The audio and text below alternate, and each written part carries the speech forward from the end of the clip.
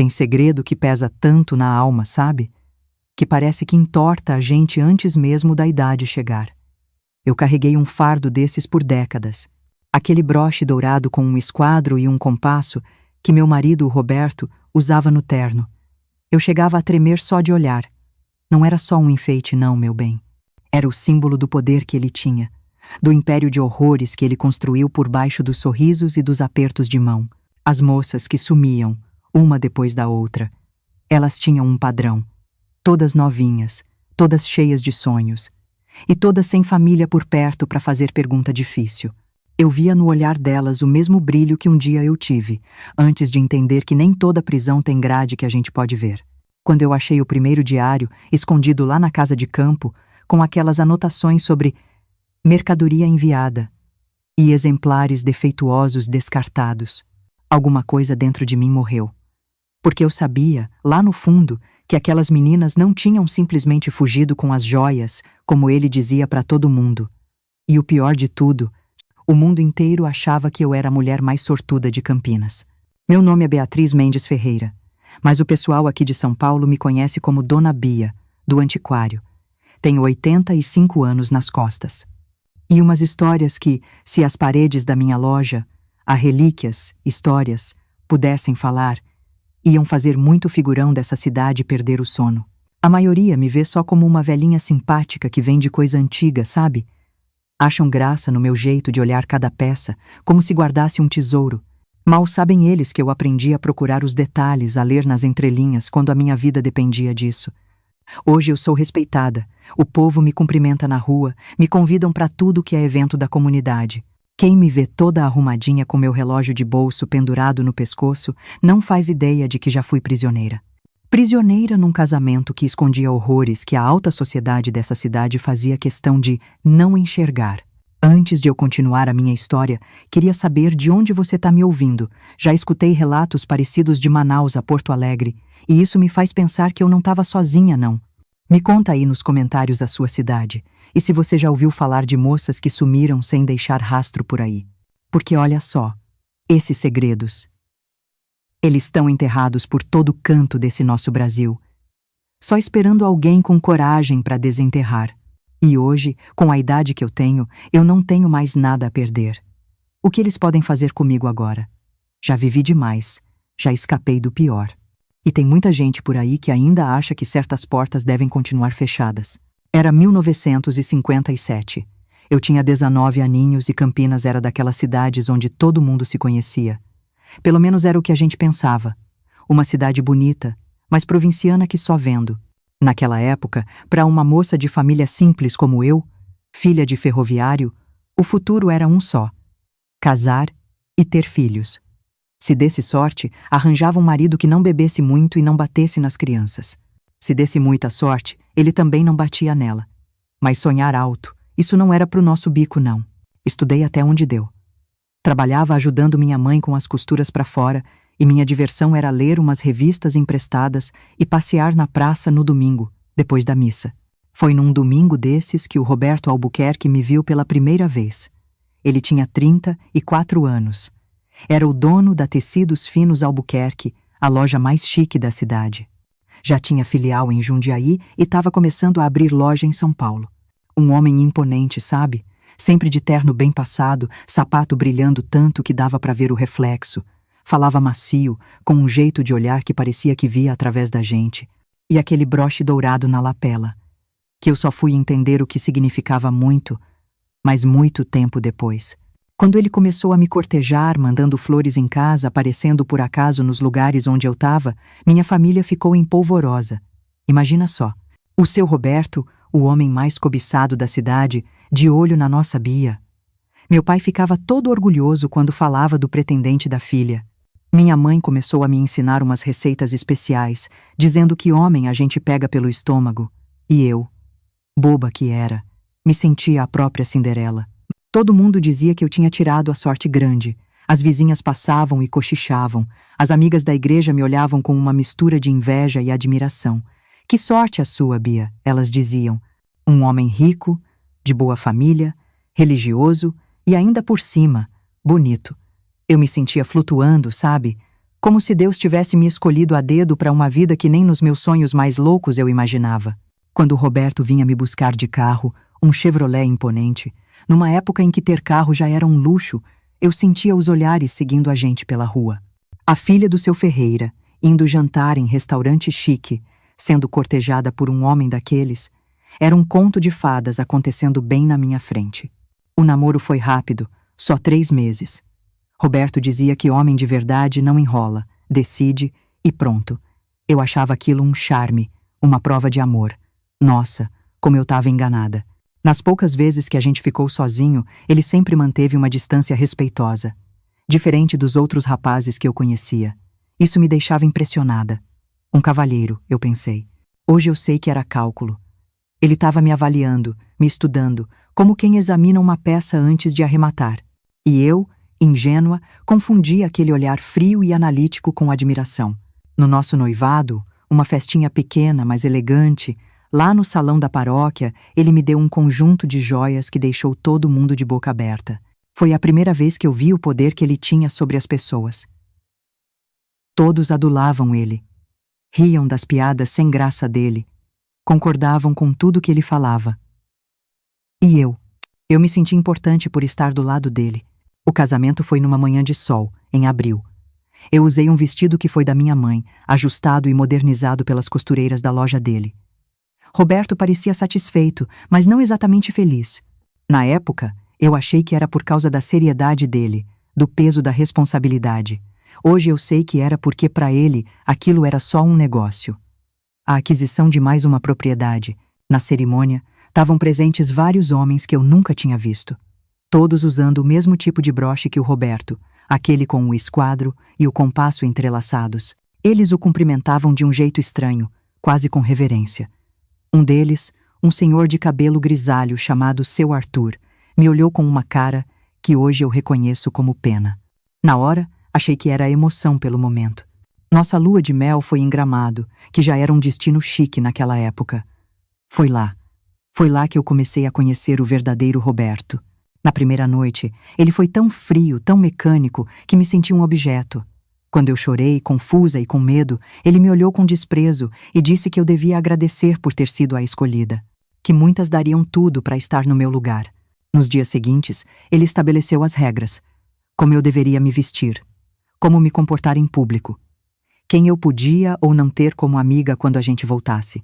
Tudo explicado com uma calma de dar medo, como quem ensina uma criança. E eu, criada para obedecer, para ser uma boa esposa, engoli o choro e assenti.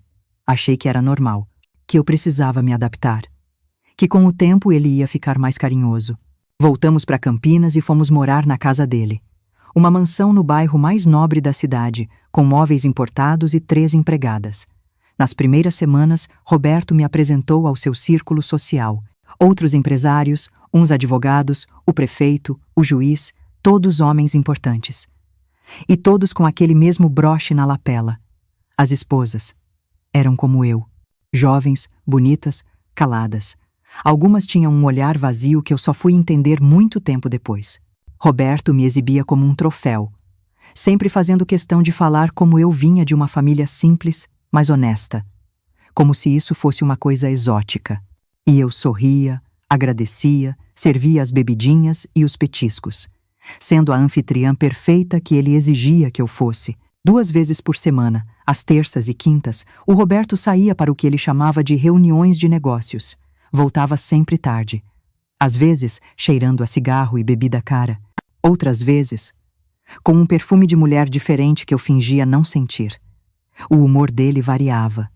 Tinha noite que ele estava eufórico, falante, quase gentil. Em outras, voltava sombrio e irritado. Foi depois de uma dessas reuniões, uns 2 meses depois do casamento, que aconteceu a primeira agressão. Eu tinha conversado um pouco demais com o filho do jardineiro, um rapaz de 17 anos que me ajudou a carregar umas compras. Roberto viu da janela. Quando o menino foi embora, ele trancou a porta da sala, tirou o cinto e me bateu. Me bateu como se eu fosse uma criança desobediente. Depois me explicou, com toda a calma do mundo, que eu tinha envergonhado ele e que precisava aprender o meu lugar. Naquela noite, deitada na cama, com as costas em carne viva, eu entendi que tinha cometido um erro terrível. Mas já era tarde demais. Eu estava casada com um homem que, aos olhos da lei, da igreja e da sociedade, tinha todos os direitos sobre mim. Pensei em fugir, em pedir ajuda para os meus pais, mas descartei a ideia na hora. Meu pai idolatrava o Roberto e minha mãe sempre dizia que problema de casal se resolve entre quatro paredes. E outra, para onde eu iria? Com que dinheiro? Roberto controlava cada centavo, cada passo que eu dava. Na manhã seguinte, ele agiu como se nada tivesse acontecido. Até me trouxe um presente, um colar de pérolas caríssimo. Foi a primeira vez que eu entendi que presentes podiam ser correntes. O padrão se estabeleceu rápido. Qualquer falha minha, por menor que fosse. Uma comida que ele não gostava, uma palavra fora de hora, um olhar que ele achava que era um desafio, acabava em violência. Depois vinham os presentes, as falsas gentilezas, às vezes até um pedido de desculpa vazio. E em público, éramos o casal perfeito. Roberto, o empresário de sucesso e generoso, Beatriz, a esposa dedicada e graciosa. Nas festas, ele fazia questão de me apresentar como a melhor decisão que já tomei, enquanto apertava meu braço com força suficiente para deixar marca. E eu sorria. Porque eu aprendi que não sorrir significava um castigo muito pior quando a gente chegasse em casa. Foi mais ou menos 1 ano depois do casamento que o Roberto anunciou o novo projeto de caridade dele. Ele ia começar a trazer moças do interior, de famílias pobres, para trabalhar nas lojas e ter uma chance de estudar e crescer. Um programa para as comunidades menos favorecidas, ele disse para os jornais da cidade, que o trataram como um herói, um benfeitor.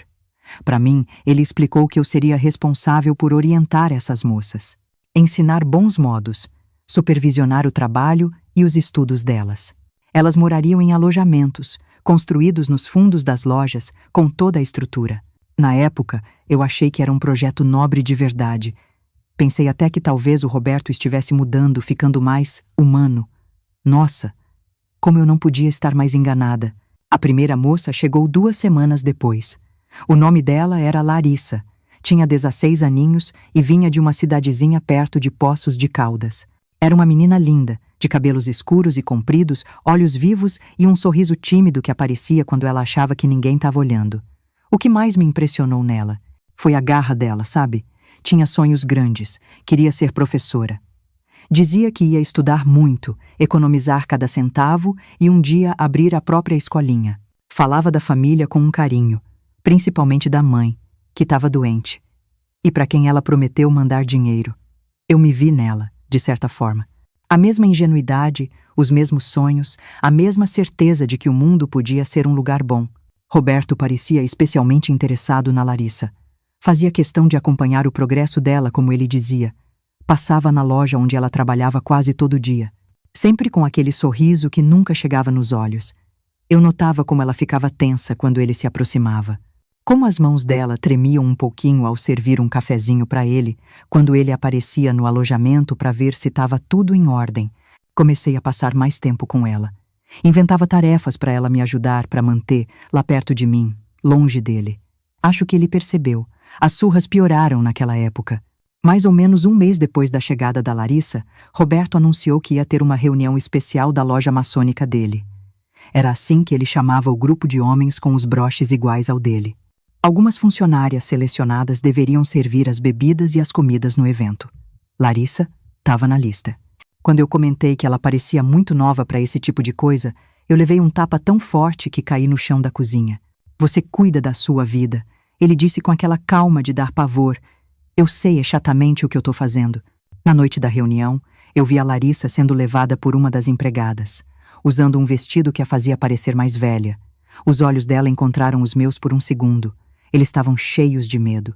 Na manhã seguinte, eu encontrei a Larissa no quartinho dos fundos, onde ela dormia.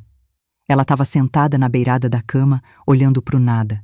Quando eu cheguei perto, eu vi as marcas roxas no pescoço dela, que ela tentava cobrir com um lenço. Os olhos dela estavam vermelhos de tanto chorar. O que aconteceu, minha querida? Perguntei, já com o coração na mão. Ela só balançou a cabeça, e as lágrimas voltaram a escorrer. O patrão e os amigos dele. Eles não são o que parecem, ela sussurrou, finalmente. Tentei abraçar ela, dizer que ia ficar tudo bem, mas as palavras soaram falsas até para mim. Como eu podia prometer proteção, se eu não conseguia proteger nem a mim mesma? No dia seguinte, a Larissa tinha desaparecido. As roupas dela, a malinha pequena com as coisinhas dela, a foto da mãe que ela guardava do lado da cama. Tudo sumiu. Quando eu perguntei para o Roberto, ele só deu de ombros, como se não fosse nada demais. Essas moças do interior são ingratas, ele disse, tomando o café dele. Dei oportunidade, teto, comida. E como ela agradece? Fugindo no meio da noite, como uma ladra. Levou umas joias da loja. Eu sabia que era mentira. Tinha certeza que a Larissa nunca roubaria. Nunca abandonaria o sonho de ajudar a mãe doente. Mas eu fiquei quieta. O que mais eu podia fazer? Roberto me olhava com aqueles olhos frios, como se estivesse esperando que eu duvidasse da história dele. Como se quisesse um motivo. Na mesma semana chegou uma moça nova. E depois outra, e mais outra. Sempre o mesmo padrão. Jovens, bonitas, de famílias pobres do interior, cheias de sonhos. Elas trabalhavam nas lojas por uns meses, participavam das reuniões especiais e, invariavelmente, muitas delas fugiam. Sempre levando joias ou dinheiro, segundo o Roberto. Sempre de noite, sem se despedir de ninguém, sem deixar rastro.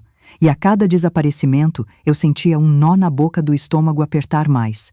Uma certeza horrível crescendo dentro de mim. Algo terrível estava acontecendo bem debaixo do meu nariz. E eu era cúmplice pelo meu silêncio. Foi aí que eu comecei a fazer algo perigoso. Observar, anotar, guardar. Comprei um caderninho que eu escondia no forro da minha poltrona de costura.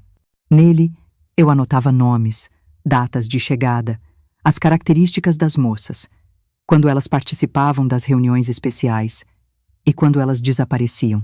Anotava também pedaços de conversas que eu ouvia entre o Roberto e os irmãos de loja dele, como se chamavam. Frases soltas sobre encomendas, mercadorias, lucros divididos. A cada página preenchida, o padrão ficava mais claro e mais assustador. E eu me perguntava, o que realmente acontecia com aquelas moças? Para onde elas iam? E o mais importante, como eu ia sobreviver sabendo de tudo aquilo? Mas opa, espera aí. Antes de pular para o final, eu tenho que começar essa história lá do comecinho. Quando me mudei para São Paulo e achava que tinha ganhado na loteria da vida. Depois do casamento, Roberto decidiu que Campinas tinha ficado pequena para ele. Compramos. Quer dizer, El comprou. Uma casa enorme no Morumbi, o bairro mais chique de São Paulo na época. Uma mansão de dar inveja, com jardins, móveis importados da Europa e até uma sala de música com um piano de cauda. Mesmo que ninguém lá em casa soubesse tocar uma nota. Era o tipo de casa que a gente só via em revista. Lembro do primeiro dia que pisei lá. De como fiquei sem jeito, com medo até de sentar no sofá de tão caro que parecia. As empregadas, eram 3, imagina só, me olhavam como se eu fosse uma estranha, não a dona da casa. E de certa forma, eu era mesmo. Aquilo nunca foi meu lar. Foi a minha primeira prisão de luxo. Roberto tinha ideias muito claras sobre como a esposa de um homem importante devia se portar. Logo nos primeiros dias ele começou a me educar, como ele dizia. Meu guarda-roupa foi todo refeito. Minhas roupas simples de Campinas foram doadas. No lugar vieram vestidos caros, sapatos finos, joias. Tudo escolhido por ele, claro. Uma esposa minha não pode se vestir como uma qualquer, ele dizia, examinando cada peça como quem avalia uma mercadoria. Aprendi que certas cores eram vulgares, que certos cortes eram inadequados. Eu obedecia, agradecia até, achava que era preocupação. Como eu fui boba, não era ajuda, era controle. Ele não queria uma esposa. Queria uma boneca para vestir e exibir. Os horários da casa também eram controlados. Café da manhã às 7 em ponto, almoço ao meio-dia, jantar às 8. Eu não podia sair sozinha nos primeiros meses. São Paulo é perigosa para uma moça do interior, ele dizia. Quando eu saía, era com a empregada mais velha, a dona Cida, que depois eu descobri que era uma espiã. Contava tudo para ele. On dia, com que me falava. Minhas amizades também foram escolhidas a dedo. Roberto me apresentou para as esposas dos irmãos dele, homens que usavam aquele mesmo broche estranho. Mulheres elegantes, que sorriam muito e falavam pouco. Hoje eu sei que muitas delas viviam o mesmo inferno que eu. As terças e quintas eram os dias que eu mais temia. Roberto saía para as reuniões da loja, sempre com um terno especial e aquele broche dourado brilhando. Voltava tarde, de madrugada, e o humor dele era uma roleta russa. Tinha noite que ele chegava falante, cheio de planos. Me chamava na sala, servia um vinho caro que eu era obrigada a beber. Nessas noites, até fingia um carinho. Outras vezes, voltava sombrio, se trancava no escritório, bebia sozinho. E ai de mim se fizesse barulho. Aprendi a sentir o perigo no ar, só pelo som da chave na porta. Foi depois de uma dessas reuniões, uns 6 meses depois da mudança para São Paulo, que aconteceu o pior. Naquela tarde, o filho do jardineiro, um rapazinho de uns 17 anos, muito simpático, me ajudou a carregar umas compras pesadas. O menino era educado, me chamava de senhora. Eu, com 19 anos, já era senhora. A gente ficou conversando um pouco sobre plantas. Ele conhecia cada flor do jardim. E eu, que sempre gostei de natureza, fiquei encantada. Não vi o tempo passar. Não vi o Roberto chegando, parado na janela do 2º andar, observando tudo. Quando o menino saiu e eu entrei em casa, Roberto estava me esperando na sala. Eu nunca vou esquecer aquele olhar. Frio, calculista. Feche a porta, ele disse com aquela calma que me apavorava. E o obedete, claro. Sabe o que os irmãos da loja dizem sobre mulheres que dão confiança para empregados? Tentei explicar que não era nada daquilo, que o rapaz só estava ajudando. Foi pior. Ele não gritou. Ele nunca gritava. Tirou o cinto, com movimentos lentos, precisos. Tire o vestido, ele mandou. Quando eu hesitei, ele mesmo rasgou. A surra foi brutal. Ele mirou nas costelas, nos braços, nas pernas. Eu senti o osso quebrar no 4º ou 5º golpe. Uma dor aguda que me tirou o ar. Quando ele finalmente parou, eu estava quase desmaiada no chão. Agora você vai aprender a ser uma esposa decente, ele disse, ajeitando o cinto. E amanhã, aquele moleque tá na rua. Passei 3 dias de cama, delirando de febre e dor. Roberto disse para as empregadas que eu tinha caído da escada. A desculpa de sempre. Chamou um médico de confiança, também com o broche na lapela. O médico enfaixou minhas costelas sem fazer uma pergunta, sem nem olhar no meu olho. Receitou morfina, que o próprio Roberto me dava, controlando até isso. No 4º dia, quando eu consegui levantar, encontrei um estojo de veludo na penteadeira. Dentro, um colar de esmeraldas que devia custar uma fortuna. Não tinha bilhete, não tinha pedido de desculpa. Era assim que funcionava. A violência e depois o presente. Como se pudesse comprar meu perdão, meu silêncio, minha dignidade. E o pior é que de certa forma podia. O que mais eu podia fazer? Para onde eu iria? O padrão estava estabelecido. Qualquer deslize, real ou imaginário, resultava em violência. E sempre, sempre vinham os presentes depois. Joias, roupas, perfumes. Numa ocasião, depois de uma surra que deixou meu olho tão inchado que eu mal abria, ele chegou com os papéis de um carro novo só para mim. Para você ter mais independência, ele disse, como se fosse o marido mais generoso do mundo. O carro ficou na garagem. Eu não tinha carteira, e ele nunca deixou eu aprender a dirigir. Em público, éramos o casal perfeito. Roberto, o empresário exemplar. Beatriz, a esposa dedicada, impecável. Nas festas, ele me exibia como um troféu. Me apresentava como minha princesa. Contava para todo mundo como tinha resgatado essa joia bruta e a transformado numa dama da sociedade. E eu sorria, agradecia, representava meu papel à perfeição. Porque eu sabia que as paredes da nossa mansão, no Morumbi, eram grossas o suficiente para abafar qualquer grito. Foi mais ou menos 1 ano depois da nossa mudança para São Paulo que Roberto começou o tal programa de apadrinhamento. A rede de lojas já tinha crescido. Os negócios iam de vento em popa. E ele era visto como um visionário, preocupado com o social. Foi quando anunciou que traria moças do interior, de famílias humildes, para trabalhar nas lojas e estudar na capital. Para o público, era filantropia. Para mim, ele explicou que seria um bom negócio. Mão de obra barata e agradecida. Eu seria responsável por treinar essas moças. Elas morariam em alojamentos nos fundos das lojas, recebendo um salário mínimo, mas com moradia e comida garantidas. A oportunidade de ouro, confesso que na época fiquei até animada. Seria uma chance de ter companhia, de fazer algo útil. Talvez eu pudesse até ajudar essas moças, ser para elas o apoio que eu nunca tive. Mais uma vez eu estava redondamente enganada. A primeira a chegar foi a Larissa. Nunca vou esquecer o dia em que a conheci. Uma menina de 16 anos, magrinha, de cabelos negros e olhos que pareciam guardar todos os sonhos do mundo. Vinha de uma cidadezinha em Minas, filha de gente pobre. A mãe doente, mais 3 irmãos pequenos em casa. Larissa era a esperança da família. Inteligente, determinada. Quero ser professora, ela dizia. Roberto pareceu interessado na Larissa desde o começo. Passava na loja onde ela trabalhava quase todo dia. Eu notava como ela ficava tensa quando ele se aproximava. Aquele leve tremor nas mãos, o sorriso forçado. Eram os mesmos sinais que eu dava na presença dele. Comecei a protegê-la como podia. Inventava tarefas para ela ficar longe dele. Uma vez, quando Roberto comentou como a Larissa era esperta e bonita para uma caipirinha do interior, eu senti um arrepio. Eu conhecia aquele tom de voz, aquele olhar, e tive medo por ela. Uns 2 meses depois, outras 5 moças já tinham chegado. Todas jovens, entre 15 e 18 anos, todas com histórias parecidas. Elas trabalhavam duro, estudavam à noite. Eu ia visitá-las e sempre que podia, levava uns bolinhos que fazia escondida. Roberto não gostava que eu cozinhasse. Dizia que a esposa dele não precisava sujar as mãos. Eu conversava com elas, ouvia seus planos. Me apeguei a elas, especialmente a Larissa.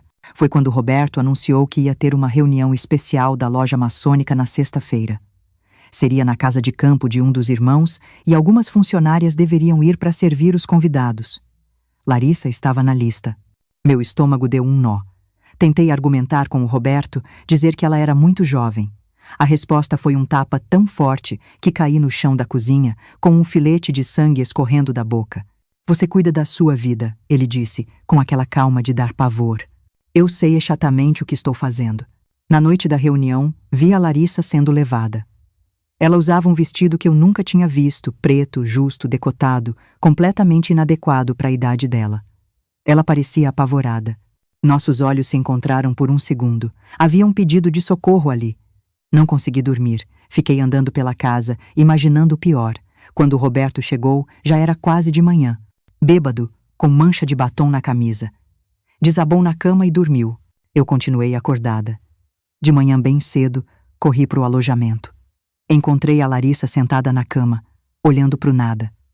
Quando cheguei perto, vi as marcas roxas no pescoço, os olhos inchados de tanto chorar. O que aconteceu? Perguntei, pegando as mãos geladas dela. Ela não respondeu de cara. Só deixou as lágrimas escorrerem. Depois de um tempo, ela finalmente sussurrou. O patrão. E os amigos dele. Não são o que parecem. Prometi que a protegeria, que íamos dar um jeito de mandá-la de volta para casa. Palavras vazias, eu sabia. Mas era tudo que eu podia oferecer. Na manhã seguinte, acordei decidida a agir. Mas quando cheguei no alojamento, o quarto dela estava vazio. A cama arrumada, o armário limpo, até a foto da mãe que ela guardava tinha sumido. Era como se a Larissa tivesse evaporado. Confrontei o Roberto assim que ele chegou. Onde está a Larissa? Perguntei, tentando ser firme. Ele me olhou com aquele desprezo de sempre. Fugiu, disse, se servindo um uísque. Essas moças do interior são todas ingratas. A gente dá tudo e elas fogem como ladras. Disse que ela tinha levado joias, dinheiro, que já tinha avisado a polícia. Eu sabia que era mentira. A Larissa nunca abandonaria o sonho de ajudar a mãe, muito menos deixaria para trás a única foto que tinha da família. Algo terrível tinha acontecido com ela.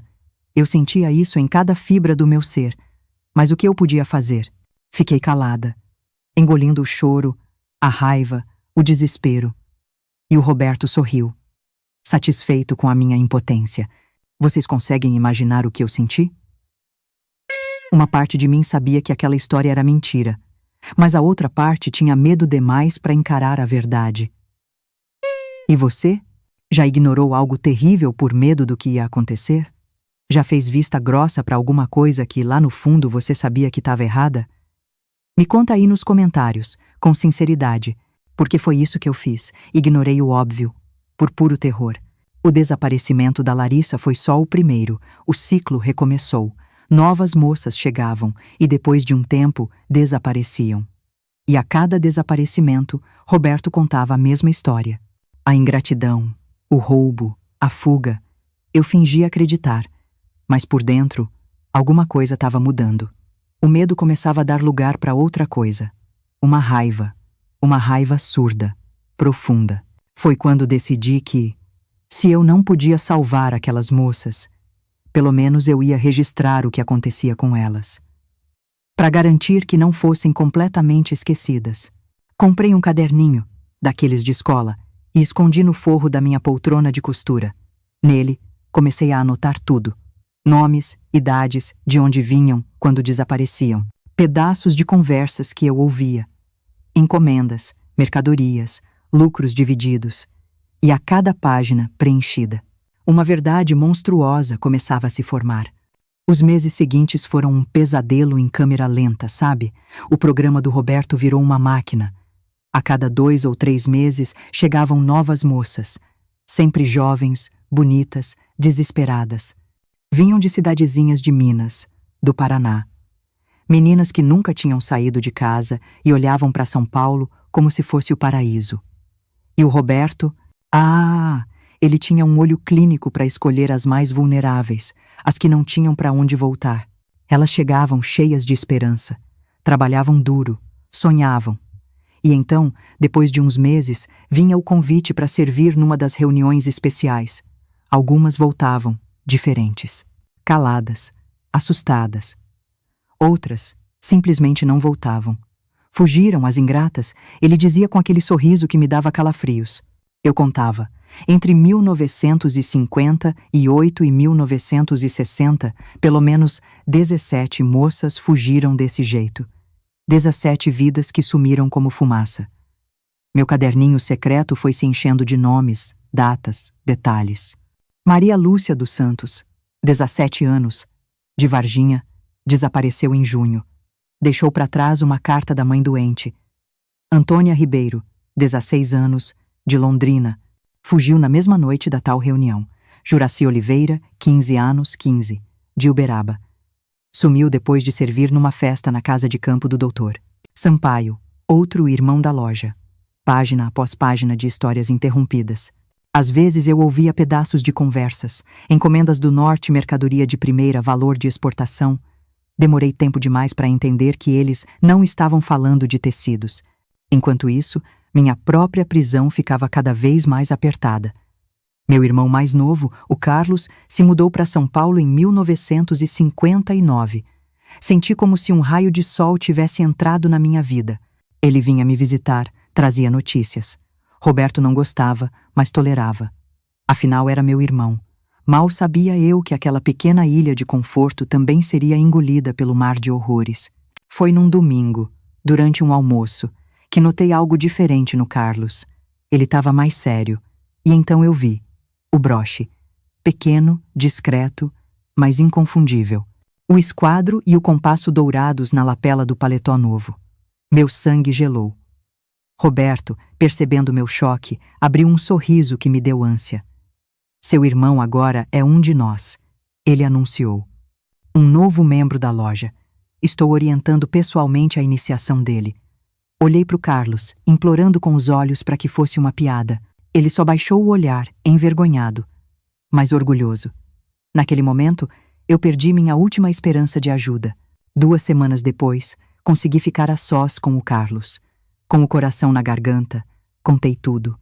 Sobre as moças que sumiam, sobre minhas suspeitas. Quando terminei, ofegante, esperando ajuda, a resposta dele foi como uma facada. Você sempre teve muita imaginação, Bia. O Roberto me avisou que você anda meio instável. Que inventa essas coisas. Meu próprio irmão, me chamando de louca. As moças fogem porque são ingratas, ele continuou, repetindo as palavras exatas do Roberto. E quanto a essas conversas, o Roberto é um homem de negócios, é o trabalho dele. Tentei insistir, mas ele me cortou, irritado. Chega, Bia. Você tá sendo paranoica. O Roberto só quer o nosso bem. Ele tá me ajudando a construir um futuro. Quando o Roberto voltou naquela noite, o Carlos já tinha ido. Mas o olhar dele para mim estava ainda mais gélido. Teu irmãozinho veio falar comigo, ele disse, afrouxando a gravata. Parece que você anda tendo umas ideias bem criativas sobre meus negócios. Ele se aproximou, lento. Sabe o que acontece com mulheres que inventam histórias sobre os maridos, Beatriz? Eu não conseguia nem respirar. Elas acabam em lugares onde ninguém escuta seus gritos. Lugares de onde não se volta. A surra daquela noite foi diferente. Foi uma mensagem. Ele não usou só as mãos, o cinto.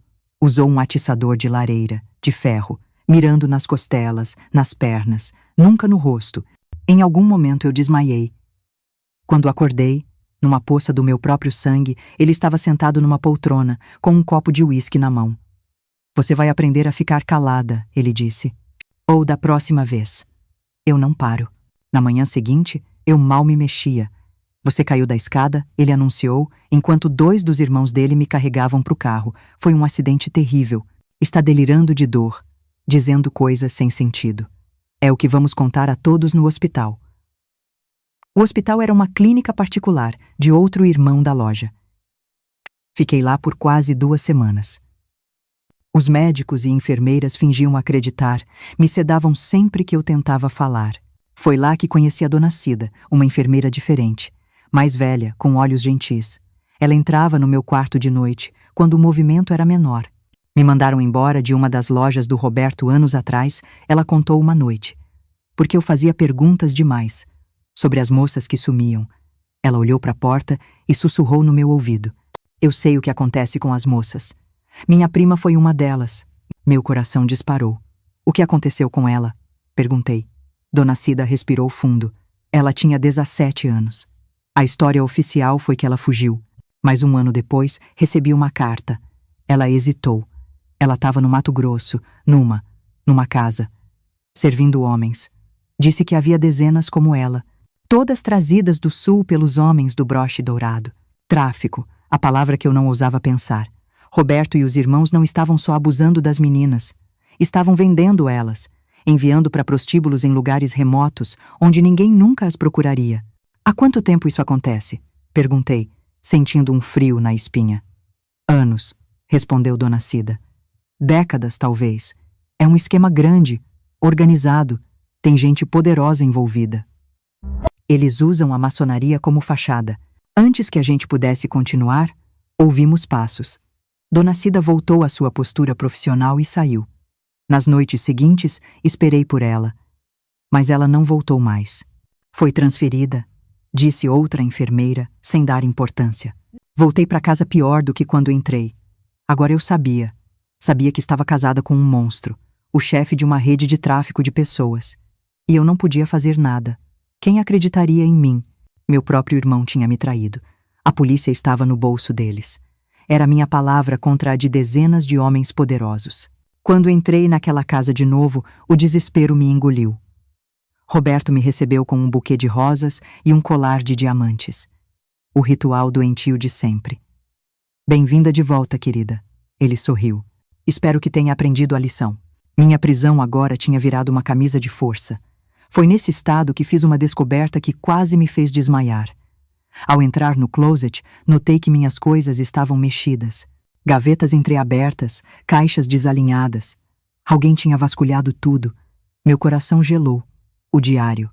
Corri para minha poltrona de costura, sentei, peguei um bordado. Quando tive certeza que ninguém estava olhando, enfiei a mão no forro. E ele estava lá. Ele tinha revirado tudo, mas não tinha encontrado a única coisa que podia incriminá-lo. Aquele caderninho agora era minha sentença de morte se fosse descoberto. Decidi que precisava de um esconderijo melhor.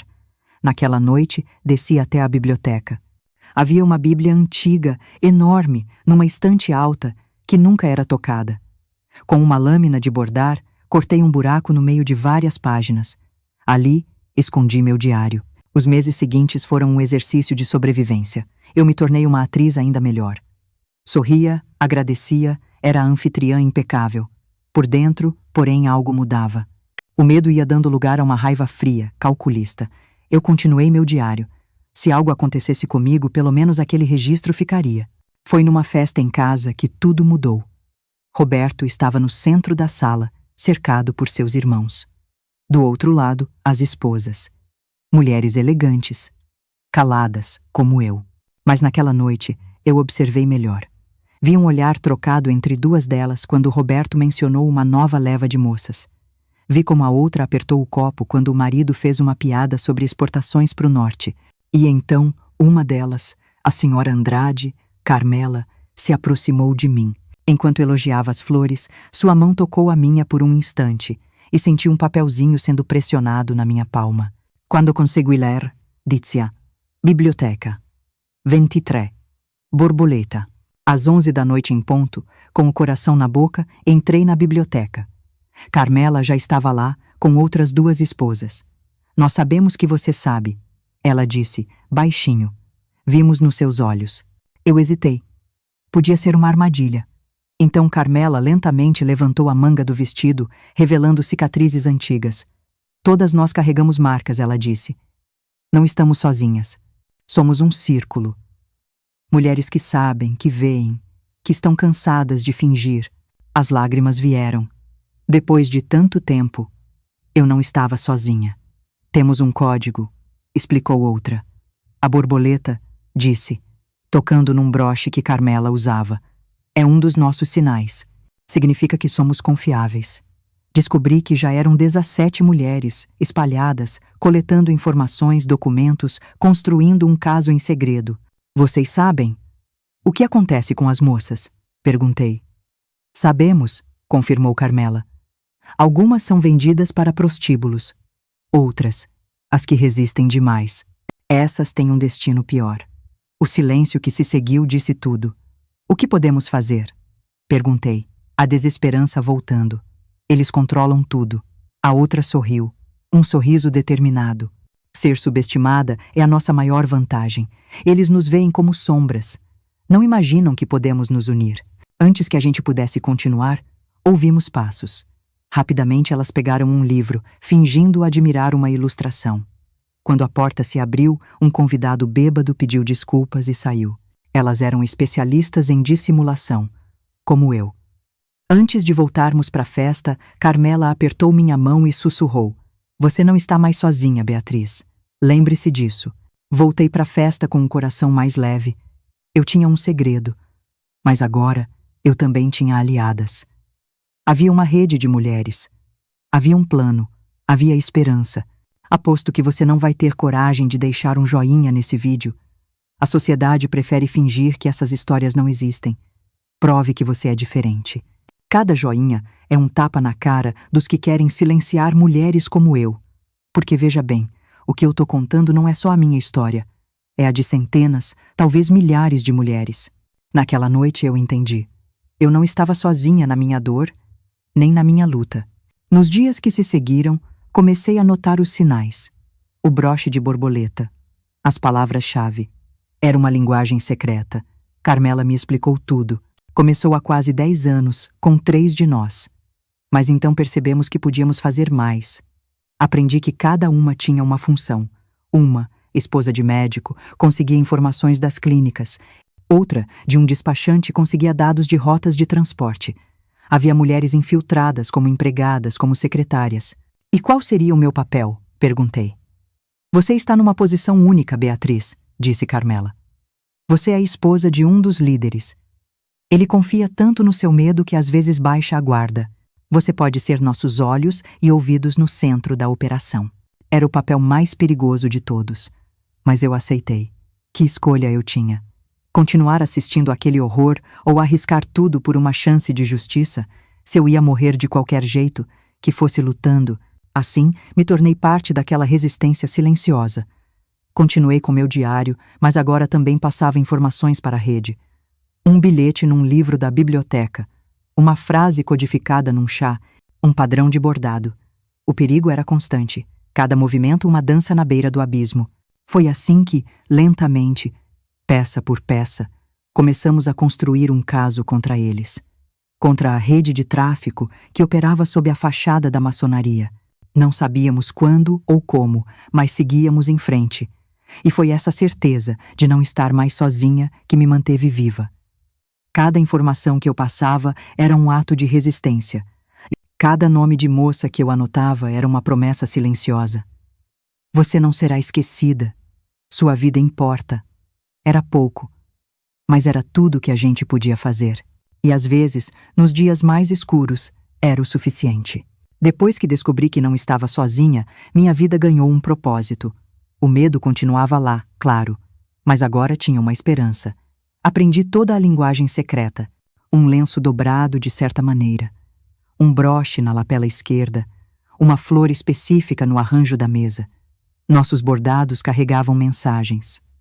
Carmela era minha principal conexão. Nossos encontros eram em lugares públicos, chás, lojas. Carmela, querida, adorei esse tecido, eu dizia. E no aperto de mãos, um papelzinho trocava de dono. Foi num desses encontros que ela confirmou. As moças não fogem, sussurrou. São levadas em caminhões, aviões pequenos, para garimpos em Rondônia, fazendas no Mato Grosso, bordéis no Acre. Meu estômago revirou. Os homens lá. Garimpeiros, peões. Pagam bem por esposas jovens do Sul. E elas nunca conseguem fugir. A raiva começou a superar o medo. Não bastava mais documentar. Era preciso agir. A chance apareceu quando Roberto viajou. Deixou ordens para eu não sair de casa. Mas a governanta precisou sair. Pedi para outra empregada ir na farmácia. Pode demorar, querida. Tome um café por minha conta. Assim que fiquei sozinha, corri para o escritório dele. A porta estava trancada, mas eu sabia onde ele guardava a chave reserva. Terceira prateleira, num livro falso. Com o coração na boca, entrei. As gavetas estavam trancadas, mas achei a chave debaixo de um peso de papel. Na última gaveta, encontrei um fundo falso. E lá dentro, meu sangue gelou. Um livro de registros, em código, mas algumas palavras eram claras. Mercadoria, exportação, valor unitário, perdas aceitáveis e, ao lado, um envelope pardo. Dentro, fotografias, dezenas. Moças jovens, algumas eu reconhecia, seminuas, com olhares vazios. No verso, um número e um valor. Um catálogo de vidas à venda. Com as mãos tremendo, anotei tudo o que pude. E, num impulso, escondi uma das fotos na manga do meu vestido. Recoloquei tudo no lugar. Mal tinha voltado para minha poltrona quando ouvi a porta da frente se abrir. Roberto. Ele tinha voltado mais cedo. Algo deu errado. Querido, que surpresa. Forcei um sorriso. Ele me olhou, desconfiado. Houve um contratempo. Ele farejou o ar. Onde estão as empregadas? Expliquei. Ele pareceu aceitar. Mas o jeito que ele olhava para a sala... Esteve ocupada? Ele perguntou. Apenas com meu bordado respondi. O medo me consumiu por semanas. Mas nada aconteceu. Talvez ele estivesse apenas esperando. Um mês depois, numa recepção na casa do prefeito, um senhor idoso se aproximou. Seu Arthur Vasconcelos, um maçom respeitado, amigo do meu pai. Ele me cumprimentou. E depois de uma conversa fiada, sugeriu que eu fosse ver uma antiguidade na biblioteca, enquanto ele e Roberto discutiam assuntos da loja. Assim que virei o corredor, Carmela me interceptou. Não vá para a biblioteca, ela sussurrou. Vá para a sala de música. Ele estará lá em 5 minutos. Entendi na hora. A sala de música estava vazia. Logo seu Arthur entrou. Terezinha, ele disse. Seu pai era um homem honrado. Um homem que acreditava nos princípios da verdadeira maçonaria. Infelizmente, nem todos que usam nossos símbolos compartilham desses valores. Era o momento da verdade. E eu confiei nele. Contei tudo. O diário, as moças, a rede de esposas, o catálogo. Ele ouviu, o rosto cada vez mais sombrio. É pior do que imaginávamos, admitiu. Temos suspeitas há anos. Mas nunca tivemos provas concretas. Ele me olhou nos olhos. Você estaria disposta a nos ajudar a obter essas provas, Terezinha? O risco é imenso. Já estou ajudando, respondi. Ele explicou que havia uma briga interna na maçonaria e que precisavam de provas irrefutáveis para expor o grupo do meu marido. A proposta era audaciosa. Eu me tornaria uma informante interna. Ele me daria equipamentos. Uma câmera disfarçada de broche, um gravador minúsculo. Eu documentaria tudo. Se for descoberta, ele começou. Não posso garantir sua segurança. Eu sabia, mas também sabia o que aconteceria se ninguém fizesse nada. Os meses seguintes foram um inferno de coragem e medo. Eu fotografava documentos, gravava conversas. Cada momento, um risco de morte. Uma vez, ele quase me pegou no escritório. O que você está fazendo aqui? Ele perguntou, com a voz perigosamente calma. Eu estava procurando meu colar de esmeraldas. Queria te fazer uma surpresa no jantar, gaguejei. Ele me olhou por longos segundos e sorriu. Ah, minha querida, da próxima vez, apenas peça. Escapei por um triz. Foi numa dessas gravações que descobri o pior. Uma conversa entre Roberto e o Dr. Oliveira sobre uma propriedade rural, sobre os resíduos anteriores e sobre como Cal Viva faz maravilhas. Não sobra nada para contar história. As moças que resistiam demais não eram traficadas. Eram eliminadas, assassinadas, enterradas em valas comuns. Aquilo fortaleceu minha determinação. Era uma corrida contra a morte. O que vocês teriam feito no meu lugar? Arriscar a própria vida ou continuar em silêncio? Me contem nos comentários. O silêncio protege os monstros. Sempre. Nessa altura, já tínhamos muitas provas. Mas faltava o flagrante. A chance veio com a Rosinha. Uma menina de 16 anos, com uma inteligência, uma garra que me lembrou da Larissa. E que, claro, chamou a atenção do Roberto. Foi quando eu tive o plano mais arriscado de todos. Querido, eu disse a ele, essa Rosinha, ela tem potencial. Talvez pudesse ajudar aqui em casa nas recepções. A ideia o agradou. Era mais um símbolo de poder. Podemos testar no próximo evento. A reunião especial da semana que vem. Era exatamente o que eu queria. A reunião seria na nossa casa, para receber um visitante importante de São Paulo, um chefão do tráfico. Seu Arthur e sua equipe estariam vigiando tudo. Rosinha seria a isca. Vamos intervir antes que a situação escale, prometeu seu Arthur. Ela nunca estará realmente em risco. Eu precisava acreditar. Na noite da reunião, a tensão era palpável. Coloquei em Rosinha uma pulseira, um presente meu. Na verdade, um microfone. O visitante de São Paulo chegou, um homem corpulento, com olhos de predador. Ele não tirava os olhos da Rosinha. Após o jantar, os homens se retiraram para a sala de estar. Eu, contrariando as regras, fui junto. Deixe-me ajudar com as bebidas, querido, disse, com meu sorriso mais doce. Posicionei-me no canto. Atenta. Vi quando o visitante chamou Rosinha. Vi a mão dele deslizando pela cintura dela. Quanto por esta? Ele perguntou ao Roberto, sem rodeios. Parece de boa qualidade. Esta é especial, respondeu Roberto. Talvez no próximo carregamento. Posso oferecer um valor premium. Tenho um comprador específico em Manaus. Vi o momento exato em que o pânico atingiu os olhos de Rosinha. O instante em que ela percebeu que era a mercadoria. Foi aí que o visitante, impaciente, a puxou para seu colo. Vamos testar a mercadoria primeiro? Ele riu. Os outros riram junto. Foi o sinal. Segundos depois. Sirenes. Luzes piscando. Polícia Federal! A casa está cercada! O caos se instalou. Roberto, paralisado, olhou para mim com uma compreensão súbita e terrível. Você! Ele sussurrou, a voz cheia de ódio. Foi você. Não tive tempo de responder. A porta foi arrombada. Agentes armados invadiram a sala. Seu Arthur estava entre eles, agora um homem de autoridade. Vi Rosinha sendo levada para fora, coberta, chorando, mas a salvo. E então, eu vi algo que nunca imaginei. Roberto Albuquerque, o Todo-Poderoso, sendo algemado. Nossos olhares se cruzaram. Você está morta? Ele articulou, sem som. Talvez. Mas pela primeira vez em anos, eu não senti medo. Senti liberdade. As horas seguintes foram um borrão. A casa vasculhada, eu prestando depoimento. Agora vem a parte mais difícil, disse seu Arthur. O esquema era ainda maior, com gente poderosa que faria de tudo para abafar o caso. Aquela noite dormi num hotel, protegida por agentes. Deitada na cama, a adrenalina ainda corria. Eu estava livre, mas o que isso significava? Na manhã seguinte, seu Arthur trouxe notícias.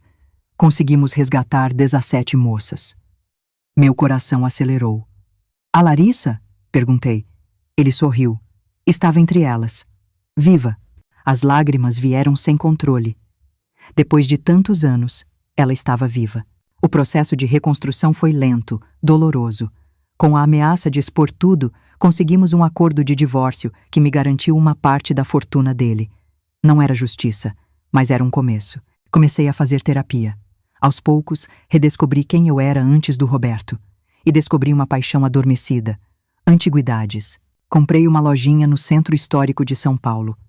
No andar de cima, um apartamento simples, aconchegante. No de baixo, inaugurei o Relíquias. Histórias. A loja virou minha vida. Eu viajava, garimpava peças, aprendia. Comecei a construir uma vida que era realmente minha. 3 anos depois da prisão do Roberto, numa tarde chuvosa, o sino da porta tocou. Era uma mulher de cabelos curtos, roupas simples. Levei uns segundos para reconhecer. Larissa? Perguntei, a voz tremendo. Era ela. Nos abraçamos, chorando. Sentamos no meu apartamento e ela contou tudo.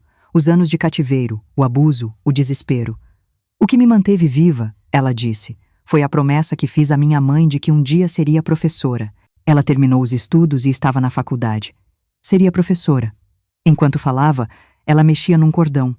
Era um relógio de bolso antigo, de prata. Reconhece? Ela perguntou. Era do meu pai. Minha mãe tinha guardado para mim. Larissa o achou no bolso do vestido quando foi levada. Foi a única coisa que conseguiu manter com ela durante todos aqueles anos. O único elo com quem ela era antes. Vim devolvê-lo, ela disse. E agradecer. Sei que você arriscou muito. Não fiz o suficiente, respondi. Não rápido o suficiente. Ela pegou minha mão. Não faça isso consigo mesma. Você também era uma vítima. E no final, ajudou a salvar muitas vidas, incluindo a minha. Não carregue uma culpa que não é sua, Dona Bia. Quando ela foi embora, deixou o relógio.